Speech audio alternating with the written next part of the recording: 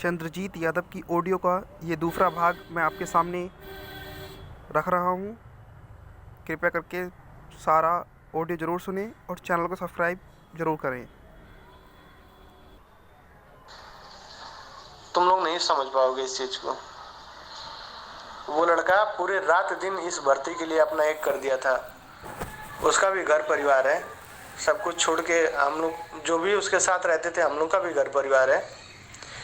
इतना मेहनत किए थे, लेकिन तुम लोग एक रेट खारिज क्या हुई, अपना औकात दिखा दिए।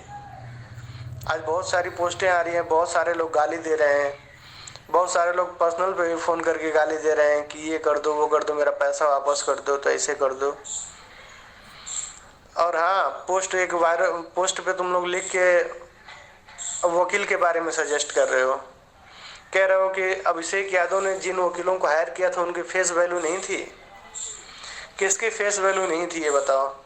SR सिंह जो है इलाहाबाद हाई कोर्ट के जज रह चुके हैं, क्या उनकी फेस वैल्यू कम है? सौरभ कृपाल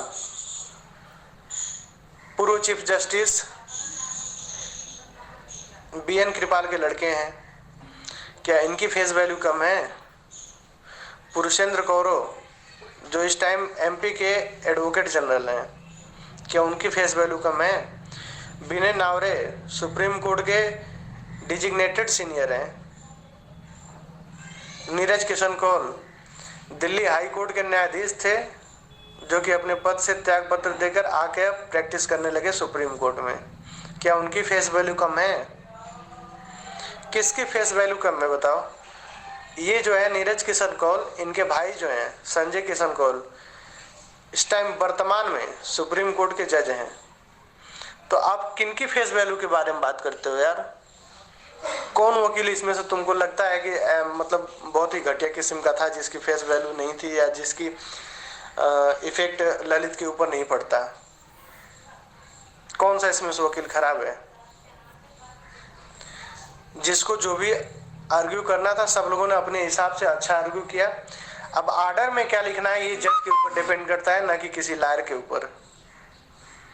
और तुम लोग जिन लायरों की बात करते हो ना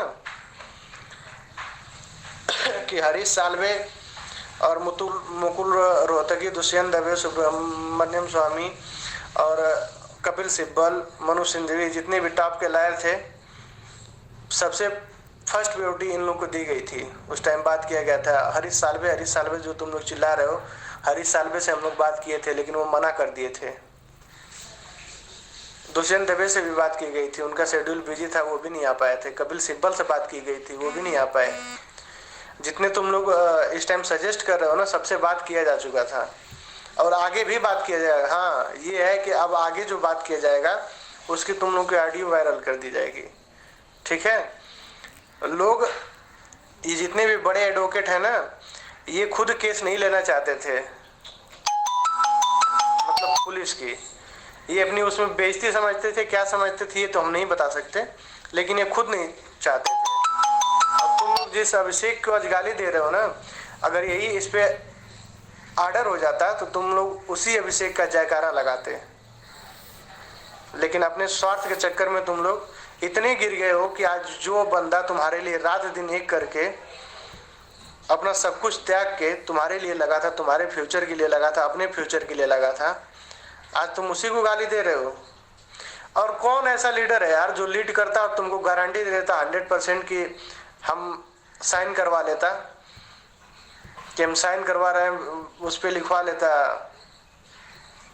कि हम तुमको 100% केस जीत के देंगे। और एक बात और, क्या उखाड़ लिए थे तुम लोग जब 5,000 रुपये तुम्हारी जेब में था? तो कौन सा बिल्डिंग खड़ी कर लिए थे बताओ?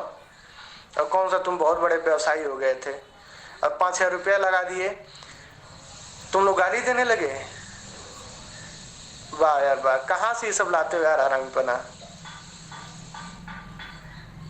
अरे यार, कम से कम उसके बारे में सोचते कि जो आदमी रात दिन पूरा इसी भर्ती के बारे में सोच रहा है।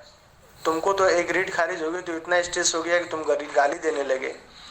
सोचो उसके पास कितना स्ट्रेस रहा होगा, जो 2-2 3-3 बजे तक भर्ती के काम करता था। और एक बात और कि तुम लोगों ने तो सिर्फ उसकी गालियां सुने हो ना ग्रुप में, उसकी सिस्कारियाँ कभी नहीं सुने होंगे भर्ती को लेके।